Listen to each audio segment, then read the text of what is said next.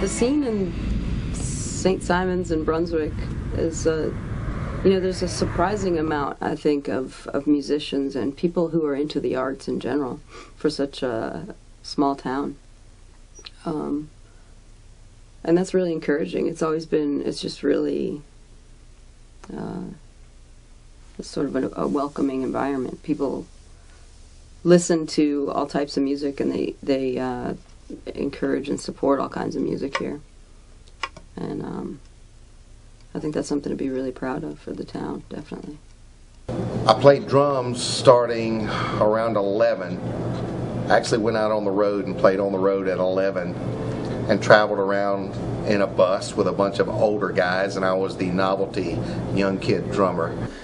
Alias, when I was 14, was my first bar band. We played quite a bit, and we were like the 80s Duran Duran clone band. And I played keys and sax in that, and looked really, really feminine, to say the least, because it was a Duran Duran clone band.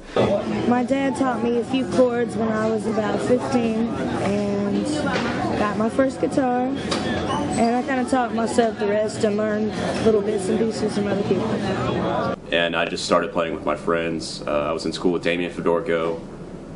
He picked up the guitar around the same time that I picked up the drums. I think we were in 7th grade.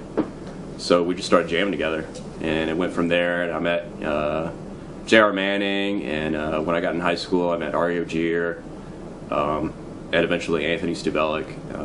We formed our first band, 57 Shifty, together. Somewhere along the line, Kiss came out, which got me started thinking the guitar would be a really neat thing to do. Then I discovered the Replacements and decided to get a haircut and to never wear leather suits again. And I'd always sort of knew a little bit about guitar, but mainly focused on drums. Kiss, yeah. Definitely Van Halen was the clincher. Definitely made me want to do the guitar. So for my 16th birthday, I got a Les Paul, got an amp. At 17, I was playing and have really never looked back. There hadn't been a whole lot of dry periods where I haven't been playing out somewhere for somebody. And I'm 51, and it's been that way ever since.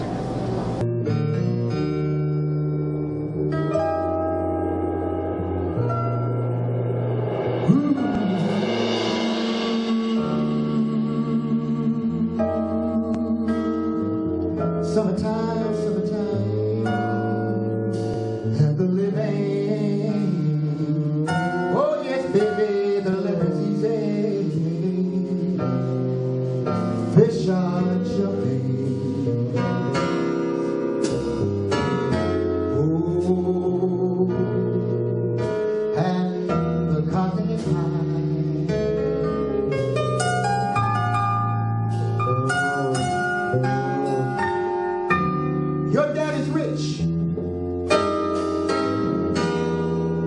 And your mama, you know, she's so good looking.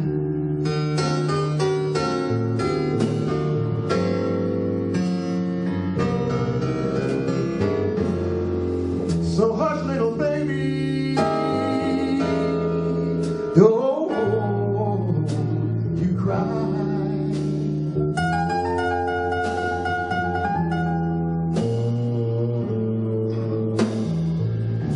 One of these mornings,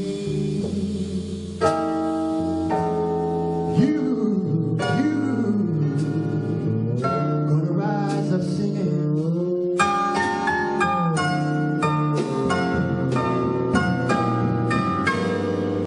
As a youngster, I remember listening to some jazz. Actually, it's from a radio station from New York City. I was living in Boston, and it emanated from Birdland, a great jazz club. And I fell so much in love with that music that I became a staunch listener. And then while in the service in Japan, I picked up the drums just by happenstance, and I became a self-taught drummer, and then after that I gravitated towards the bass, and here I am. So actually I started playing bass when I was in my early 20s.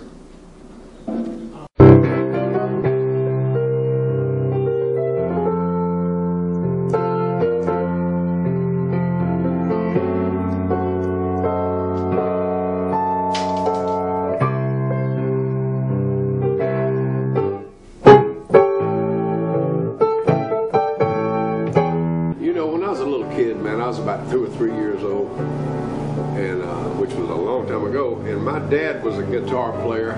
He drove a truck during the week, and he played the guitar on the weekends. And my uncle, his brother, was a fiddle player, and they had a hillbilly band. And I can remember my mom taking me to see them. I was just a little kid, and her holding me there. And when I saw them, that's all I ever wanted to do after that. I wanted to be one of those guys that could play music. And then there was always a piano in my house, and there was always a guitar leaning up against a wall somewhere, you know. And so I didn't set out to be a musician, but you know, I just did. And once I found out that you could actually make some money at it, I didn't make a whole lot of money playing music, and still don't, but it kept me from having to get a job, you know what I mean? It was better than going out there. And then sometimes when the music business would fall off, I'd drive nails. I built this house right here, you know. Unemployed musician is a carpenter. I remember I saw I don't know if you remember, there's a movie out a few years ago called The Commitments about an Irish rhythm and blues band. And